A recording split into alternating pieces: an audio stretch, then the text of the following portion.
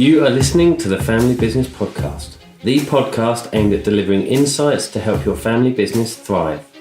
I'm your host, Russ Hayworth, and each week I'll be bringing you interviews from family businesses and their advisors from all over the world. So, without further ado, let's get on with the show.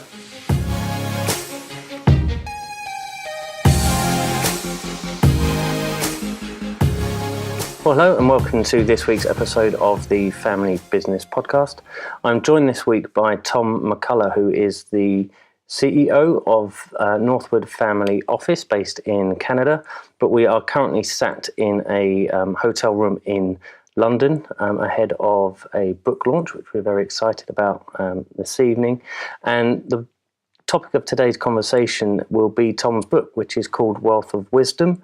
We'll get into what's in the book during the show, but firstly, Tom, thank you for joining us and welcome to the show. Thank you very much. Glad to be here. As I do on every episode of the podcast, I ask our guests to introduce themselves, provide a bit of background, and kind of tell us how you came to be doing what you're doing now. Happy to do that. Well, I have been running a family office for 16 years now. It's a multi-family office, and I'll tell you in a minute what that is in case you don't know. But I started many years before that, 20 years before, as a working at an investment firm, and had a great career there. Terrific firm, and it ended up being bought by a bank. But at some point, I thought, I wanted to be an entrepreneur. It was sort of in the back of my mind, and I'd been a corporate guy all my life and thought, it'd be great to be an entrepreneur at some point. At the same time, my family was looking for what I would now call a family office, somebody who could help the family manage wealth and assets, real estate assets mostly, but didn't sell something and wasn't, had knowledge beyond just investing. And I found it hard to find somebody like that. Uh-huh. And so that made me start to think, where do you find one of those? And maybe I should do it. They say the best entrepreneurs are frustrated consumers. Yeah. And I was a frustrated consumer. And was thinking about some kind of entrepreneurial experience. And so I decided to do it. And it's a very long story how it all turned out. It took quite a while to actually happen because like a lot of entrepreneurs, you have the passion and the idea, but maybe not the full business plan. Yeah. So that took a little while to happen, but it did in 2003. And so we started a family office, and we look after a small group of wealthy families, about 50 of them, and they're typically sort of 10 million to 300 or 400 million in family net worth. And we do four things for them, essentially. We do planning work, so goal setting and tax and estate and structure and philanthropy and that kind of thing. We do investment management. We don't manage any money ourselves, but we do the investment policy and asset mix and find the managers and evaluate them and so on. And third is reporting and administration, so keeping the trains running on time and doing consolidated reporting. And the fourth area is family. So that's what's typically called the soft skills, and it's family dynamics and governance and relationship and translation from one spouse to the other or generation to the other. And we've got about just under 20 staff, and it's a great firm. I wake up every morning feeling good about what we do for people, so that's a good way to live. Yeah, absolutely. Fantastic. And I like the way you said that you just did it with setting up the family office because it's as you mentioned, I imagine it's a very long process to then take that from saying, I'm going to do that, to then actually it becoming something that is real and operating. Yeah, it took a long time. It probably took 5 or 6 years before we knew it was going to work. Uh-huh. Well, when I say work, I mean be sustainable. Uh-huh. It worked for clients right away, but can you make it a good, sustainable business? And it was probably 5 or 6 years into it, and we're now 16 years into it. So we're things are good. Yeah, excellent. And in fact, family offices are not are emerging in Canada. It's not a massive industry, if you can call it that. So we've been leaders in actually creating the the education, I'll say, to families about what a family office is. People used to say to me years ago, "What do you do?" And I said, "I'm involved in the family office." And they said, "Oh, is that like birth control and family counseling?" And I said, "Well, not really. That's extra." Yeah, that's extra. It's a lot of money extra. And but basically, people don't ask that anymore. More and more people know, and they might even find us online and say, "We've just sold our business for $40 million, and I was Googling wealth management and family office, and I found you. Can I come and talk to you?" That would never have happened 5 or 10 years ago. Happens all the time now. And hence your difficulty in finding one 16 years ago, and the reason for doing it yourself. Exactly right. Exactly right. So there are more now. Still not very many, but more. Yep, fantastic. And we've got an episode coming up where we're going to explain a lot more about what a family office is. Good. Won't be much use to you because you know, but for our audience who are intrigued by it, then that one's coming up soon. But just by the way, on our website, which is northwoodfamilyoffice.com, there's a 3-minute animated video that I had made about what is a family office. So if anybody's interested in in a 3-minute version of what a family office is, we take an example of a family we call the Spencers.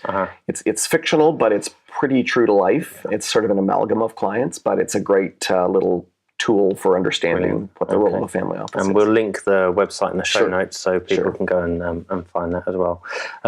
Now, we're here today to talk about, amongst other things, your book that you've authored. It's called Wealth of Wisdom, which covers the top 50 questions that wealthy families ask. It's also backed up by a podcast series as well called Wealth of Wisdom, which is a fantastic idea. It's one I'm very jealous of and wish I'd come up with myself. But talk us through the process of coming up with the idea and what motivated you to do it, and how did you go about kind of putting it into practice? Right. So I wrote another book about 5 years ago called Family Wealth Management. So co-authored with a fellow named Mark Danielle, and it was a positive experience. And so I had in the back of my mind maybe I would do another one at some point. And then over the years working with families, you kind of realize that the questions that people ask are similar. There's common questions. It's not every once in a while you get one out of the blue, but often it's this same kinds of issues. And in fact, quite frankly, all over the world. If you talk to somebody in one country versus another, a lot of the issues are at the root similar. And so I came across a book called The Investment Think Tank by Harold Ivansky, who's a financial planner in the US. And he had this book, it was about investing, and he identified some significant areas and questions that people think about, and he got a number of really thoughtful people to write articles. And I thought, that's kind of a good idea. In fact, I teach a course called The Management of Private Wealth at the University of Toronto in the MBA program. And in my early days, about 10 or 11 years ago, I used that book or some articles from it as my textbook because it was some really good articles. So in my mind, I thought, this Harold Ivansky book would be great it'd be great if we could do something like that for wealth management and for families. So it's been in my mind for a long time. I talked to the publisher probably 4 years ago and said, gave them a proposal, which they accepted and said would be great. And then, of course, never got around to it and got busy and had a couple of false starts and just never quite got there, more for busyness than any other reason. And then I resurrected the idea and found a terrific co-author named Keith Whitaker, who's from Boston, and he is an advisor to families, and coincidentally had been thinking the same thing as me. He'd been actually keeping a list of all these questions that he was asked. Wow. So we chatted about it, and we put our heads together and said, let's do this. So we did. We basically started the process of identifying these questions. Of course, it was probably a couple of hundred when we started because there are many, many questions. But some are duplicates and some are in the same zone and some we just ended up choosing. I think our original idea was to say the top 30 questions. And we just couldn't decide on 20 of them because they were so good. And so we ended up with 50. Nice round number. Yeah, absolutely. So that was the genesis of it. Fantastic. And then obviously you had to ask the contributors to do that. And there's some fantastic names that have assisted with their essays and articles for the book. Was that an easy process, or was that something where you kind of had an email and said, right, I'd like to know the answer to these questions? Did they pick? How did that work? Yeah, good question. So we honed the list down to 50-ish questions. And then the first, and both Keith and I are quite connected in the field. So I would say of the contributors to the book, we probably knew personally 85% of them. So the job really was to go through the list, and quite frankly, there's also many more people who could easily have been included in the book, and we just had to choose. And we did ask a few people who had other priorities and couldn't do it, but we went through the process, and we identified which questions needed to be answered and who we thought, first of all, would be the perfect person to answer that question. And then we went and asked them, and I don't know what percent said yes, but 90% said yes. And so it wasn't actually very difficult. You might have imagined it to be much more difficult.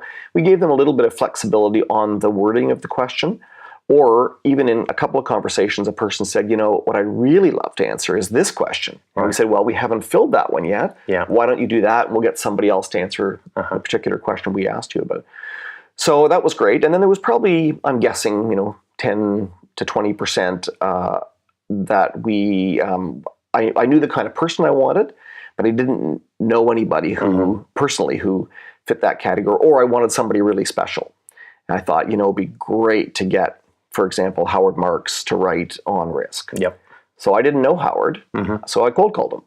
Okay. And he said he'd be happy to do it. Wow. Charlie Ellis on passive management. He's gone from being an active investor at Greenwich when he started that firm, and now is a very, very passionate passive investor. And so I thought a person like him would be very interesting. And I cold called Charlie and said, would you do it? And he said yes. So I think there's a good chunk of people in the book who I cold called, and they agreed. And so I would say, honestly, it was I say I did. I mean, Keith did half or more of them as well. But it was very, very fulfilling and positive, and people were great. You think about it as herding cats, but they're really orderly cats and very nice. And it was, I think I would have guessed it would have been much more difficult than it actually was. And the accompanying podcast, was that something you had in mind when you started? No. No, I'll give a shout out to one of the guys that works with me, Scott Dickinson, and he's, 30-ish. So sort of a little bit more in the zone of podcasts than somebody of my vintage. And he said, we should do podcasts with these people. And I said, okay, well, make it happen. And he did. Yeah. So it's a great idea. And it works beautifully for a book like this, too, because it features these people. I mean, quite frankly, we could have written a lot of these chapters ourselves. Both of us are knowledgeable in a lot of these areas. But we thought, wouldn't it be great to get different voices in the book, and literally different voices on the podcast? So we, in our podcast interview, which is on the website wealthofwisdombook.com, we have these interviews with these folks, and it's perfect because you could read their article, and what we do in the podcast is we delve deeper.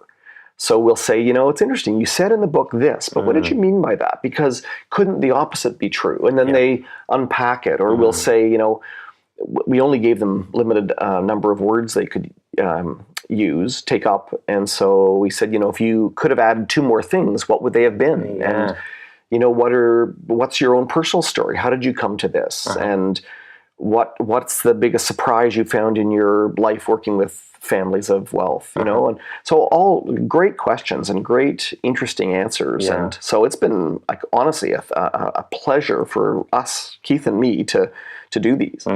So it's been a real positive, and lots of interest and take up. Yeah, and I love the concept. I think it's a great idea. Yeah, I guess we're preaching to the choir here, absolutely, aren't we? Yeah. On a podcast. Yeah. But I did contemplate calling this the episode of I'm really jealous. I wish I had this idea.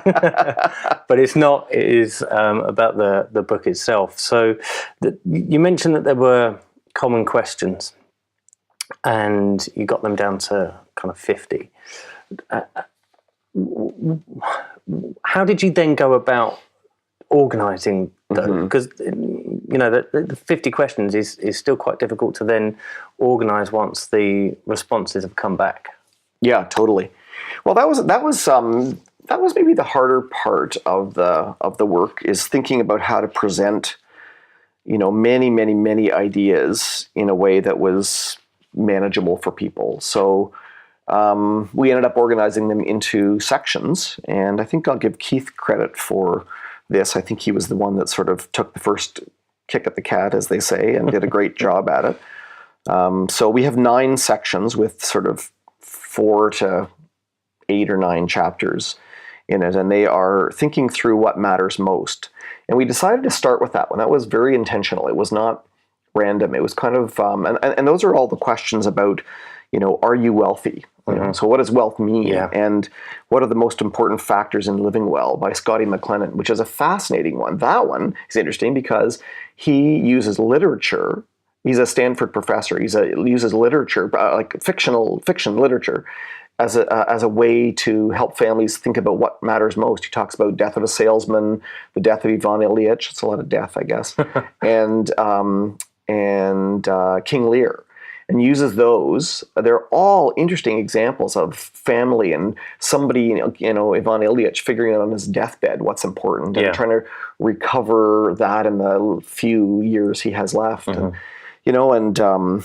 legacy and all that kind of thing. So that's all in thinking through what matters most. There's actually a great story in chapter 1, which if we have time, I'll tell you. I really like it. Section 2 is planning thoughtfully. So that's everything from a financial plan, which, by the way, was almost one of the hardest people to find. Somebody who is very thoughtful on the planning portion. Very interesting. It's surprising in some ways, who I thought was good. How to have conversations about prenuptial arrangements, cottages and vacation homes, because those are often points of tension, mental incapacity and longevity, those kinds of questions. The third section was investing wisely, and that was, active, passive, goals-based investing, risk, those kinds of things. Section 4 is raising the rising generation, so that's all about, money and children, and, how do you not create trust fund babies and that sort of thing, which, by the way, I would say was one of the most typical questions. If I had to pick one question that almost everybody worries about and thinks about, is that one. How much money do I leave my kids and when? And how do I not ruin them? That's sort of the most iconic, classic question. Section 5 is making shared decisions. That's like sort of governance and family communication, and how do you have a family meeting and conflict. Section 6 is combining family and business, which, of course, all of your listeners who are thinking about family businesses know that it adds complication. You have, it's wonderful, but it adds complication. Completely. And then Section 7 is giving well, which is philanthropy related issues and engaging family members and teaching generosity. Section 8 is seeking sound advice. So that's about great advisors and how do you find people you trust, and how do you avoid the next Bernie Madoff, and how do you find a good trustee, and all those questions. And then the last one is another thoughtful one, which is facing the future. And so what are the issues that wealthy families are likely to face in the future, and how do they prepare themselves for it?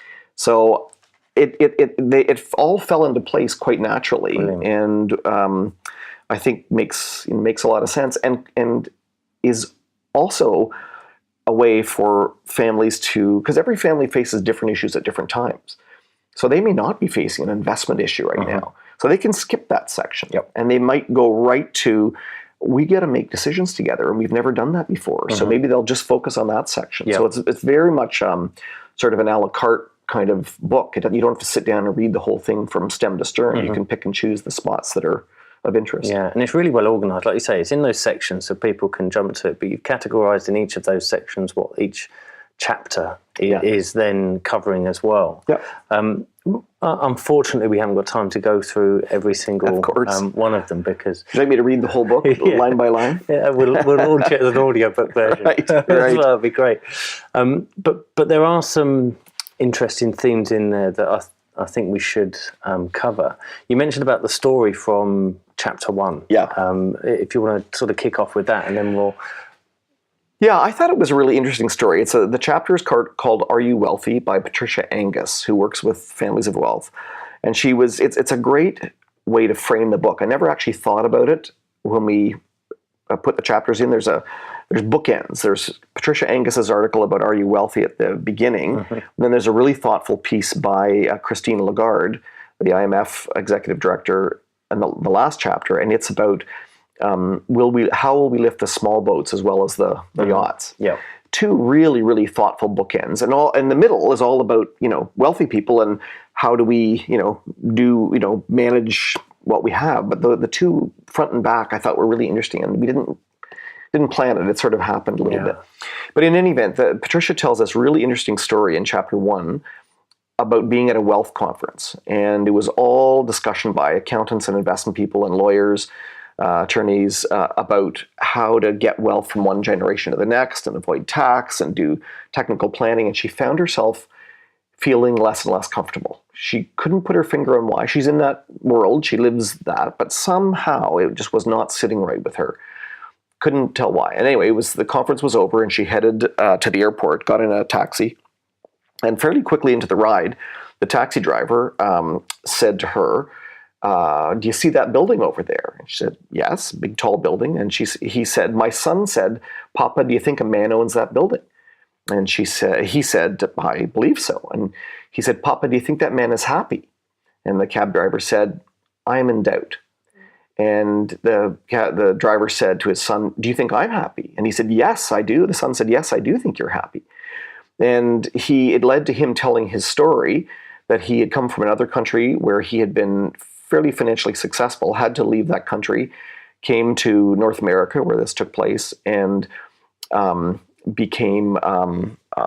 a cab and put 2 kids through school, both with master's degrees, and has a lovely house and puts his head on the pillow, has a wife he loves and kids he speaks to, and he says, I am a wealthy man. And it just led to a conversation between Patricia and this taxi driver about what is wealth. Mm-hmm. And as she said in her chapter, it wasn't about, the poor are happier than the wealthy or any of that kind of stuff. It was about what is wealth. And we thought it was a great way to frame the discussion at the very beginning of the book to wealth. If you ask the average person about, what is wealth, most people will think it's money. But when you really, really think about it deep down, who is happy and what brings satisfaction? And yes, money can be extremely helpful and can be very positive, and having it is better than not having it, all those things. But when you have it, what are the core things that are significant that makes people and families wealthy? And I just thought it was a really great way to sort of kick off the whole discussion. Completely. And my role is I'm a financial planner and working with family businesses, so there's a lot of synergy in terms of what you're covering in the book to my day job. And one of the things that we find, people's relationship with money is very interesting, because if as you say, you're just striving for more and more dollars, in your case, or pounds as it is over here. One of the questions I was going to ask later on, but actually it feels right to ask now, is are there questions that families don't ask, as well as the top 50 that they do? But there are questions that they don't ask, and one of them is secret ones. Yeah, how much is enough? Right. And if you're constantly striving for more and more and more wealth because you're in search of this happiness, right, or well-being, I know there's some stuff in there on well-being as well. You can be blinded by that. And there's a story in one of the chapters that it's about a guy who is motivated by building wealth, and he feels as if he's not building wealth, then he's going backwards. And that's different. He understands his motivation there. He understands the purpose of the challenge almost. It's exactly the game. Yeah. He's not building it for the sake of getting to X number of dollars and then I've made it, I'm happy now. Because you could get to, I don't know, $10 million, go and spend $50 on a meal out and be under the $10 million, thinking, oh, I've not made it again now. And it's, I think that's, like you say, a really interesting way to frame the book, as wealth is not just limited to the dollars that are attributed to your family name or your purpose. It is far beyond that. And yeah, absolutely. The money can then become an enabler to fulfill their desires and hopes and dreams. Yes, and we'll talk about this later, but it can also turn negative, and it can become what you hoped was going to be this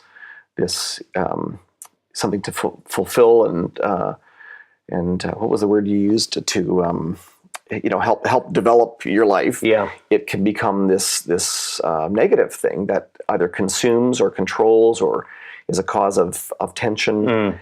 And anyway, I just had an interesting taxi ride in London yesterday, and day before yesterday, and the taxi driver told me that he has gone through that himself. He used to be a trader and had a whole lot of money and significant cars. I won't identify anymore because I don't want to tell his story without his permission, but lost it, and said to me that he is at the stage in his life where he is happy that he went through that now, because he knows what is significant for him. It's hard to believe that sometimes, but it sure sounded genuine to me. So anyway, the point is that everybody who's listening to this really in their heart, and their head probably knows that money is not the answer. Yeah. It's a tool. Yep, completely. So as I say, we can't unfortunately cover every chapter, but a couple of them that really kind of stuck out for me were the planning thoughtfully and raising the rising generation. The planning thoughtfully one, obviously, again, there's synergies with my day job. Yep. Because we do financial planning for family-owned businesses. And the story that came, I think, was in that chapter. The chap who motivated by building wealth, and there was a lot of that spoke to me, because it is what I do, and it's a very interesting way of looking at it as well. Yeah, planning is very interesting. It is funny. I think I said that it's funny that it was difficult to find somebody to write on planning. There's lots of people who could write on family dynamics, lots of people to write on investments, lots of people to write on philanthropy, but planning is this funny, I often think of it as the mortar. There's bricks, which might be the investments or the will or the tax plan, but the mortar is all the stuff that glues it together, and that's sort of the planning side. And it's very interesting. It was difficult to find somebody to write on that. So, I guess a couple of thoughts on that from the book. It's always surprising to me that people head out in their proverbial car for a drive with no destination. But people, I find people don't really know what their goals are, and certainly have not quantified them. So my favorite cocktail party question is, what rate of return do you need on your investments to meet all your objectives? And the answer of the number of people who knows, the number of people that know the answer to that question is about zero.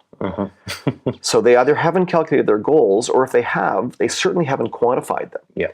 The answer you often get is something like, 7 or 8%.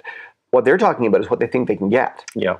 And that may even be another question for another day, but they often don't know. So my view, and what you see in the chapter on planning, the chapters or the section on planning, is a little bit of planning can really improve success. And I'm sure I'm, again, preaching to the choir here, because you know that to be true. The thing that I have learned about planning over the years is when you think about goals, and it's funny because I work with the wealthy. These are folks with between 10 to multi-hundred million dollars. And when you think about a family like that, families have balance sheets. Like a company has a balance sheet. On one side there's assets, and on the other side there's liabilities, and hopefully the assets are more than the liabilities, and then you've got something called net worth or discretionary capital. people usually know what the assets are. They're either, current assets, investments, houses, boats and planes, or future ones like inheritances, expected inheritances, or potential sale of a company. But what are liabilities for wealthy families? It's a really good question because most of them don't have debt, except lines of credit or operating lines in the business, but that's really just a financing or convenience vehicle. So what are liabilities on the balance sheet? Well, they're self-imposed. So, for example, we spend $500,000 or pounds a year. So that's a liability that has to be funded either by income or by assets in some way. I do want to leave money to your kids. Yes, I'd like to leave money to my kids. Okay, that needs to be funded in some way. But different goals have different kinds of the different liabilities have different characters. So, for example, think about airline travel. If you think about three goals of airline travel: safety, on-time arrival, and comfort. Those three things have different priorities, I would say, to most people. On the first goal of safety, you'd want like a 99.9% confidence that it's going to be safe. And maybe on-time arrival, it's really important for connections. So maybe you want 80%. And comfort, it'd be great, but if you don't have it, it's not the end of the world. And that's true of a lot of goals in families too. Some of them are really, really important. They're really near term. They have to be funded differently than a goal that's optional and maybe 40 years out. So all of that stuff is just really, our experience is families don't think about that. They don't think about it in those terms. And I think that's helped along by many advisors who focus on the asset side of the balance sheet only, which is what can you get? Which is definitely a relevant question, but it's not the first question. The first question is, what do you need? So, so anyway, that's a big piece of planning. And another piece, I'll just pick one other example in planning that I think is really relevant and current. And that comes out in the book too. There's a really interesting chapter about longevity by Patricia Anino, who's a lawyer from Boston who specializes in this area. And, we're all getting older. Most of us know somebody who's 1 year old, and many of us know somebody who's 100 years old. Well, that's pretty rare. That's never happened before. So what does that entail? Well, the obvious one is mental incapacity. People who are in positions of authority and decision-making who can't do it anymore. And sometimes those things aren't that clear. When do you take away signing authority? When do you take away the car keys? And so those are really, really tricky issues in families, and definitely for advisors. When are you taking advice from one family member and other family members say you shouldn't be doing that? Very, very tricky. So how do you build that into your planning? And how can even the person, the patriarch or matriarch, take the lead in some of that? Because we all know something's going to happen to all of us at some point. Absolutely. So that's one. But the other less thought of part of longevity is not hampered competence, but sustained competence. So the poster child for that is Queen Elizabeth, who is old and competent. And competent, not incompetent. And then the problem then is you have a Prince Charles syndrome, somebody who's been expecting to run the family business for a long time. And guess what? He may not. So, and there's younger folks nipping at his heels saying, well, I'm kind of ready to run the family business. So how do families think about and plan for that across generations? So there's so many issues, and if you look at the book, there's prenuptial agreements and there's family properties and so many issues. And there's just so many ideas for families to think about and plan for. My concluding point on that probably is that it's not just a technical, tax and estate issue. It's thinking about the principles. What are the principles in the family that you decide that are good for you and important for you? And you start with those. And there's some great examples and ideas in the book on planning related issues. Yeah, and as I say, it's something that resonated very much with me. And in my experience, a lot of the reason, obviously I work with people who do the planning, but they often come to me at probably a little bit too late, or ideally a little bit too late. And their fear, or their misplaced fear often, is that the outcome of the planning is going to be bad news. I haven't got enough, or I can't do what I want to do, and therefore it's better not to know rather than actually know.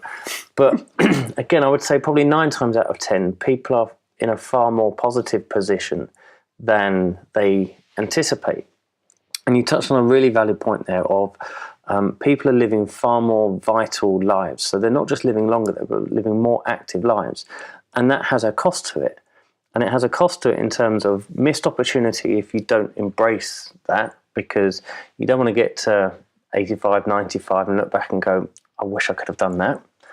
It's far better to find out beforehand that you can, and then have somebody to try and push you down that route, not literally, but to encourage you that actually it's within your grasp. It's entirely possible that you can do that. But there's a reluctance for people to seek that advice because they think it's going to be bad news. And again, in my experience, that's irrespective of the level of wealth, because they have a level of wealth that then has a lifestyle that comes along with it that is not always directly proportionate to the level of wealth. There are some people who live kind of hand to mouth on it. But even with significant wealth, they have significant outgoings, and their fear is, I'm not going to be able to do what I want to do because I can just about do what I'm doing now. Is that something you come across as well? Yes. I guess it's like not going to the doctor because you don't want bad news. Yeah. It is true. In our case, none of our clients is saving for retirement, because our clients are, have more money than typically have more money than they need. Mm-hmm. It's really often sorting out where it's going to go. But for sure, wealthy people can spend all their money. Mm. That is possible. One of our very first clients, when we started 16 years ago, was 54-ish at the time and had sold a business and had about $25 million. And we did the work and said, if you keep spending at the rate you're spending, you'll be out of money by age 75. Right. So helped him carve a big chunk of money out of his spending, for which he was grateful, because who does the calculation? Yeah. People haven't done that. It's back to my cocktail party question. Mm-hmm. What rate of return on your investments? Well, the answer for him was probably 15%. Yeah. To meet his goals. Or you have other options, which is you can cut back spending. Now that's less fun, but it's kind of like the on-time arrival and the or possibly even the safe arrival. Yeah. How important is that? Yeah. Well, pretty important. And so he was, for sure, he was much happier to find out, quote, the bad news at 54 versus the terrible news at 75. Yeah. So it was, credit card gets rejected or whatever. Exactly. And so people who don't have wealth are often shocked that somebody with 25 million can go through it, but you absolutely can. Yeah. And we know, think of lottery winners. Think of the lottery. Isn't that the classic example that everybody has heard about? Yeah. That how could you possibly go through all that? Well, it's possible. Yeah. Well, I was on the panel here in the UK for lottery winners, for financial advisors to give advice to lottery winners. And again, some of the things you would come across in that experience were eye-opening. Oh, I bet. You'd sit there. So because we were on the panel, it was all anonymised. So we didn't know any of their names. If they wanted to give us names, they could. But we'd go in and they'd say, one example was a chap in his 30s had won, say, £1 million. And he ran through everything that he'd done. So the first thing was I quit my job straight away as soon as I found out.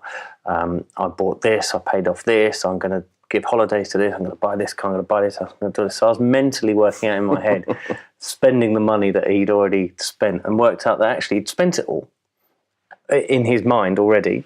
And had quit his job in the anticipation that that's it, I've kind of made it. And again, we saw two types of attitudes towards significant wealth. Some people felt like they couldn't touch it.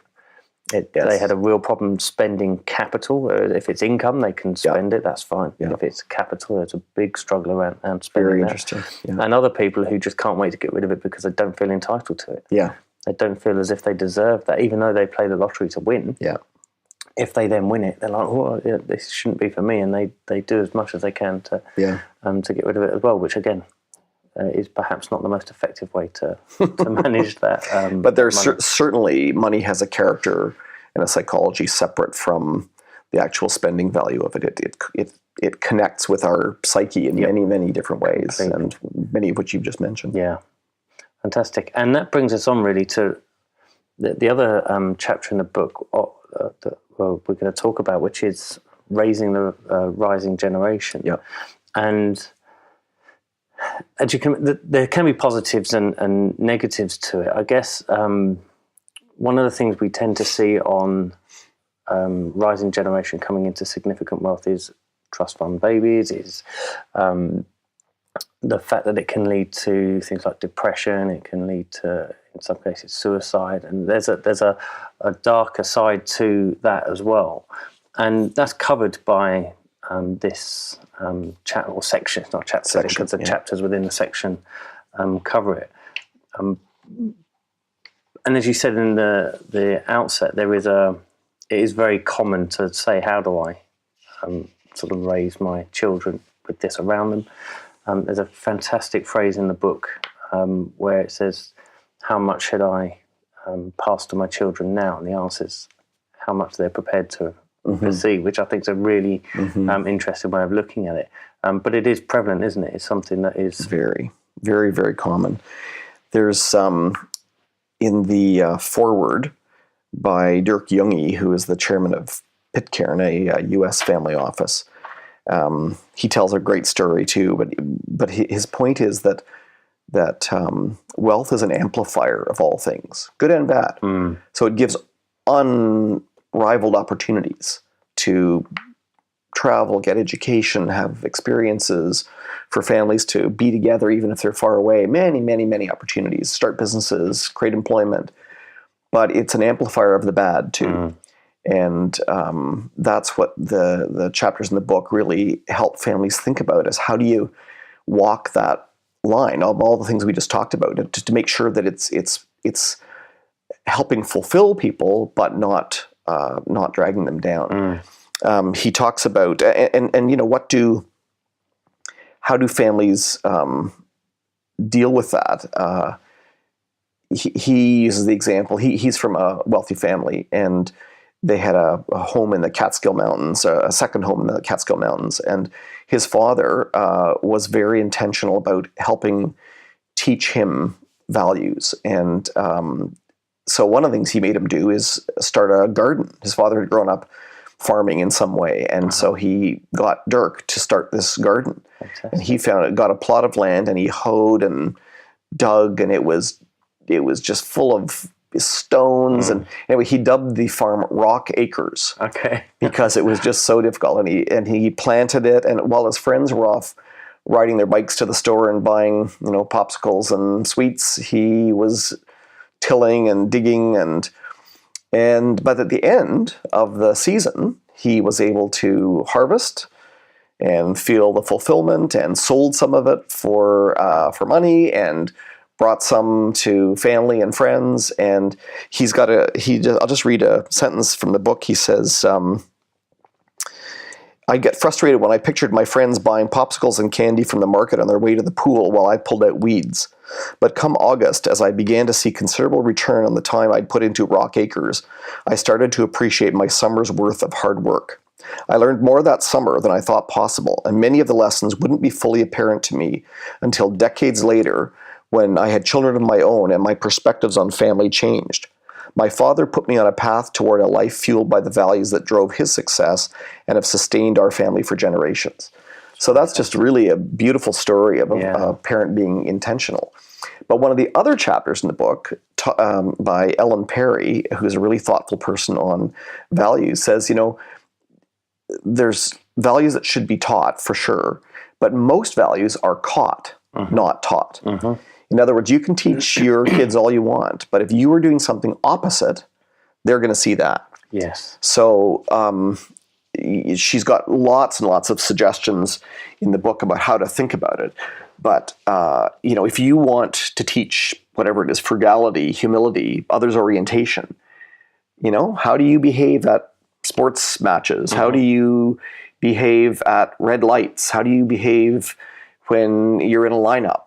You know, and you're with your kids. What do your kids see? So sometimes it's, you know, deciding what values you want to have and what's coming through to your kids. And somebody said in her chapter, she quotes somebody saying, if I followed you around for 3 weeks, I could tell you what your top values are, no problem. Wow, okay. So I think that's a really good thought. And the other thing that I would mention, I think it's in an article, in a chapter by Jill Shipley about not raising trust fund babies. And she's got a bunch of ideas in there, but one of them that really resonates with me is for parents is don't parent with your wallet. And that's, for average families, often the case is, well, we can't afford that. But with wealthy families, you can always afford it, or usually afford it.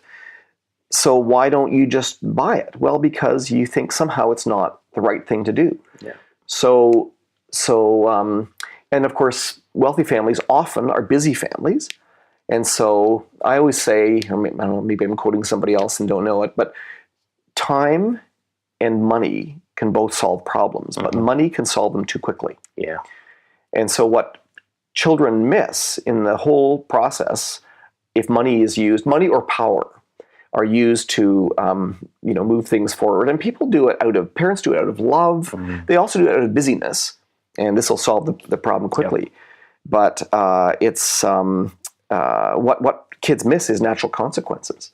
So if you send your child to your son or daughter to university, and they've got a beer budget and spending money, and they go through it in the first 15 days of the month, and they call up and say, "Oh, I'm out of money," and you top it back up. What have they learned? They've learned there's no budget. Yep. They've learned that there's no delayed gratification. They don't know anything about saving. They know that mom and dad say this, but they don't really mean it. All sorts of lessons. Back to the issue. There's always more. And there's always more. So what does that? And it's so funny because many of us in life think about who we are and what our character is, and our character was forged in the furnace of difficulty of some sort. And so in our love and desire to help our children, we take those difficult things away from them. It's hard to watch. Yeah. It's hard to watch your poor child not have beer for 2 weeks. Not that hard, really. But some things are hard. And, when they go through difficulty, but parents who have the means have the added responsibility to say no when they don't have to say no, but because it's the right thing. Very difficult. I mean, I'm a parent and I've been through it personally, like, you probably have and most people have. So it's not to say it's easy in the least, but it's important. Yeah. So how do we, work together and support each other, and what role can advisors play, and so on and so forth? Yeah. And there's a mention, again, I can't remember within whose chapter it is, about the importance of self-awareness as well in both the rising generation and the senior generation, or the generation that is seen to hold the wealth. And I think that's often overlooked as well, because time is, the world seems to move faster and faster and faster. So the time for reflection and actually becoming more self-aware and understanding how we are in our relationships with certain things like money and everything around us there seems to be less opportunity to do that. And I think it's becoming more important that that's there. So it's they're working against each other. It's true. And in the chapter by Thayer Willis on what you want your legacy to be, she says, if you're brave, ask your heirs, ask your children what they think the legacy is that you are leaving. Oh, wow, yeah. And do you like it? And if you don't, do you want to change it and change your priorities? So you have to be brave for that kind of stuff. But I think it's an interesting exercise. Someone mentioned something similar as, what do you want people to be whispering about you at your funeral? Yeah. I can't remember who that was. That's often called, a resume, character values, and eulogy values. You can, one's for getting a job, and the other is like, how do you want to be remembered? And that's lots of great stuff in the book on that as well. Yeah, agreed. There's also a particular chapter that talks about passing wealth to the rising generation with a warm hand rather than a cold hand. Yes. Which I thought was a fantastic concept as well. So it's basically saying, do it while you're alive and can see the benefit of it. Do it carefully, but while you're alive and see the benefit, rather than on death where it can just be straight across. I think that's a really interesting concept as well. There's definitely pros and cons of that, and age is critical and so on and so forth. But yeah, well, warm hand is beautiful. Yeah, it is fantastic. I know you're not allowed to have favourites, I'm often asked what my favourite podcast episode is. It's like, they're all my children. I love them all equally. Yes. But were there any that you got back and went, this is exactly why I wrote this book? I mean, you mentioned about your struggle to find a family office 15, 16 years ago.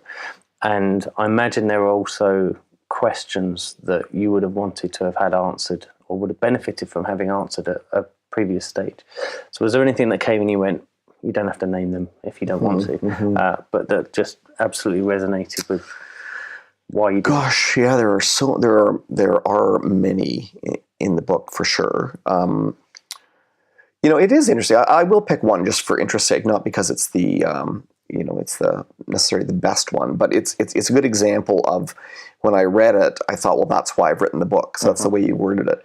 And it's Ellen Perry's chapter on values. I think it's chapter 4. And, all of these chapters, we've consciously made them short. They're like 5-6 pages.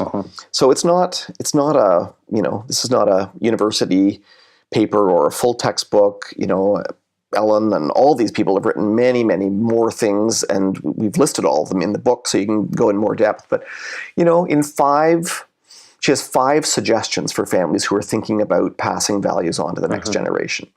I literally could have picked any one in the book, but hers. I remember hearing Ellen speak one time at a Family Firm Institute event, which is a group of advisors to families that get together and share good practices.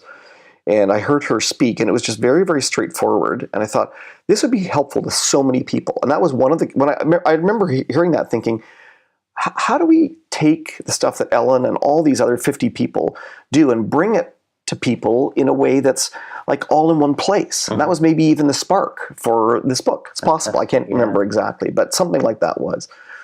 And, and there's just lots of folks in this book that have, taken very complicated issues and brought some common sense and some what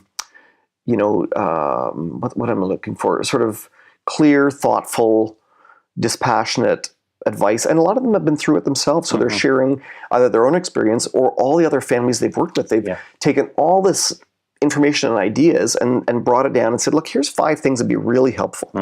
My view is when I saw that article and just many, many others or chapter, it's just, I thought, wow, this is going to be really, really helpful for people. If I can talk about favorites, one of my favorite parts of the book is at the end of every chapter, we have questions for further reflection. Yes, I was going to mention Okay, and that's one of my favorite parts of the book.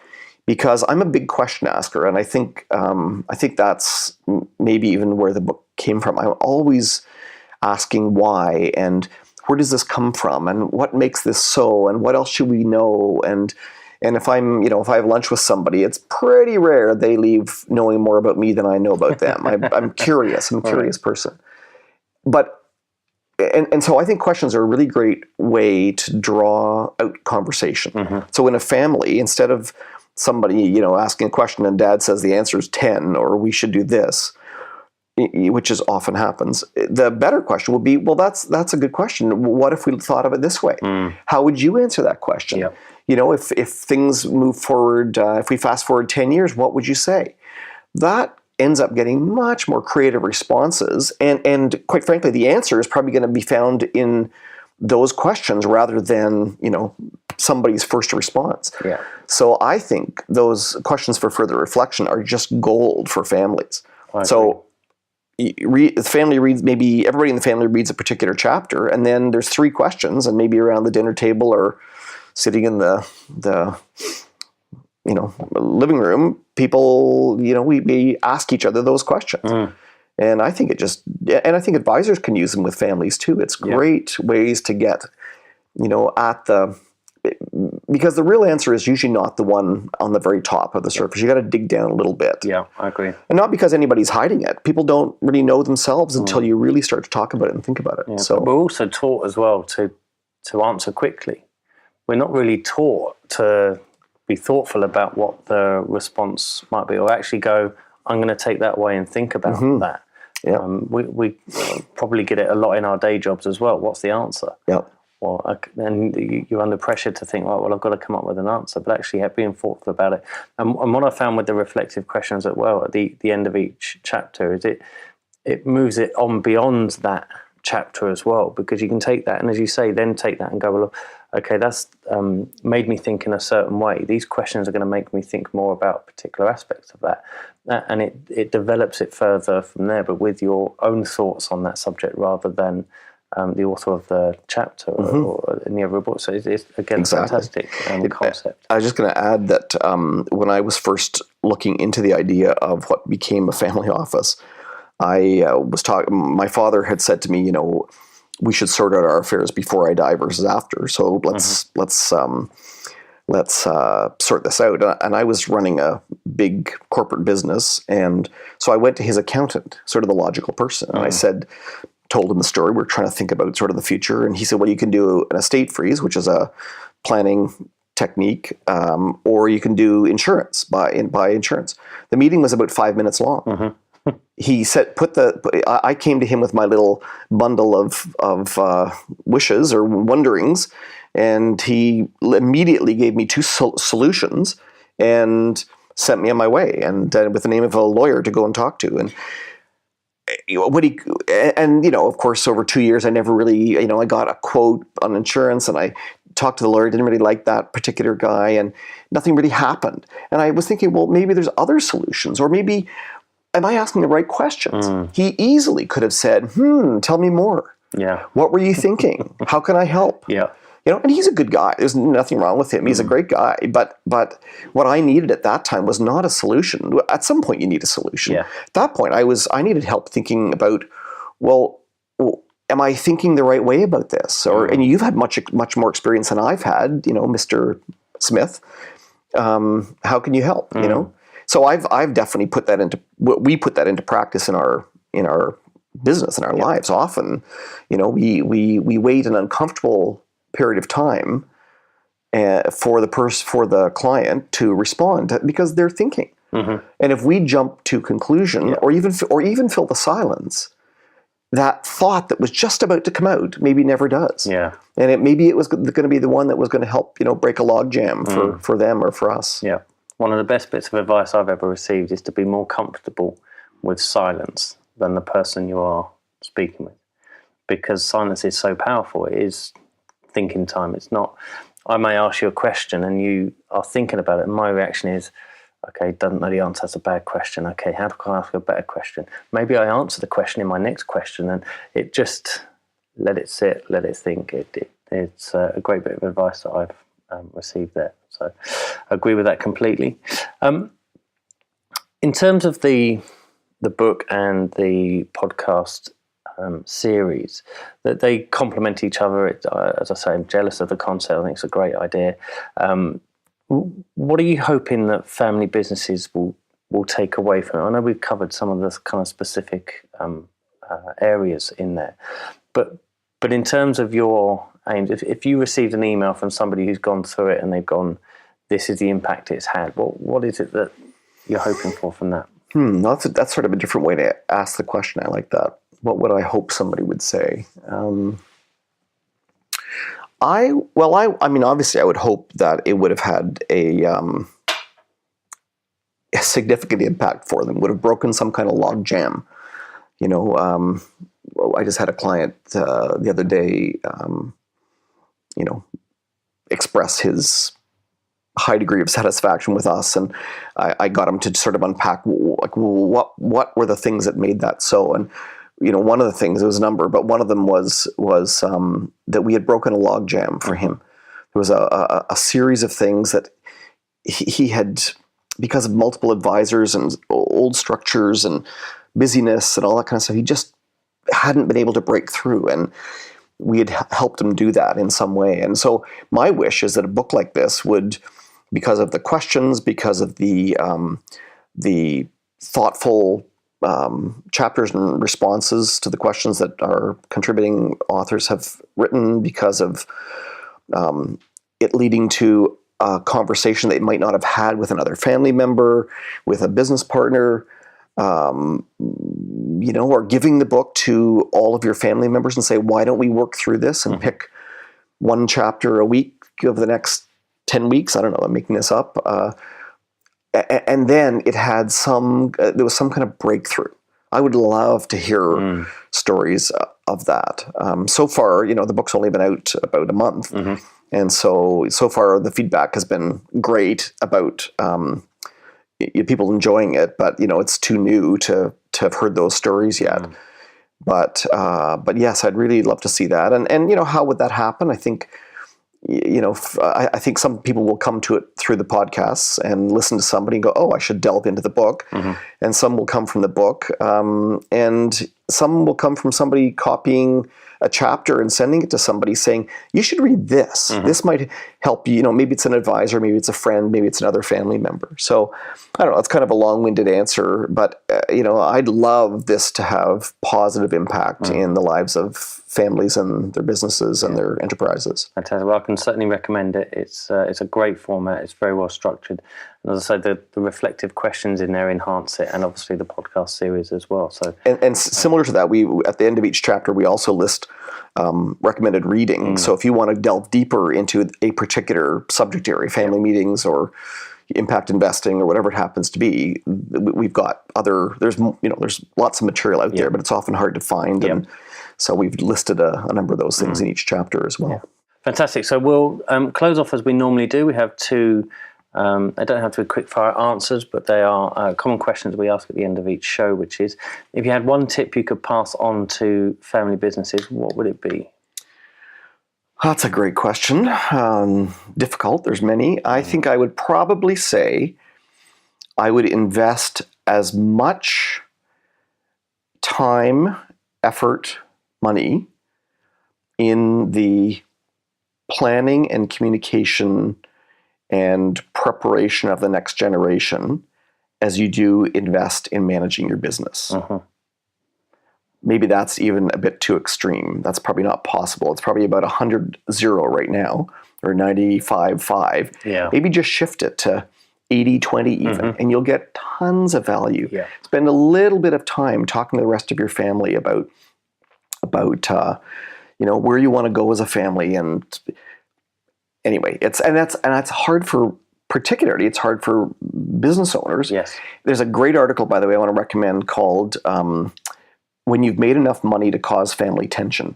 It's a Harvard Business Review article, and it basically says entrepreneurs have two acts in their life. Act one is you are the builder, entrepreneur, driver, focus. You pretty much do it yourself. But in Act two, you're asked to share and to include your family members and think about the future. You're not built for that. You didn't do that for the first bunch of your life. So it's hard for entrepreneurs to do that, but it's worth it. And if you can find a way to include and think about these other kind of, I'll call them softer issues. And the book has lots on that. So if you're not quite sure where to start, I'd leaf through it and see what things resonate. And if you can't think of an idea, call me and I'll give you one. Fantastic. Which actually brings us on to our last question, which is, how can our audience find out more about you? Right. So I assume you'll put links up on the site, but the firm is called Northwood Family Office.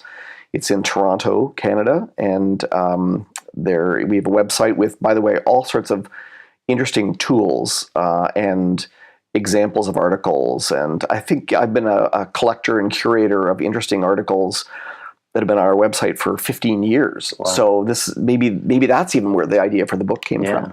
But my email address is tm, as in Tom McCullough, at northwoodfamilyoffice.com. The website is similar, and the book website is wealthofwisdombook.com. So I think that's most of the material you'd need. Yeah, fantastic. And we will link all of that up in the show notes so people can find out more about you. Great. But lastly, congratulations on the book. It's fantastic. And obviously the accompanying podcast series as well. Thank you for your time today, and good luck with the launch later. Thanks so much. Appreciate it.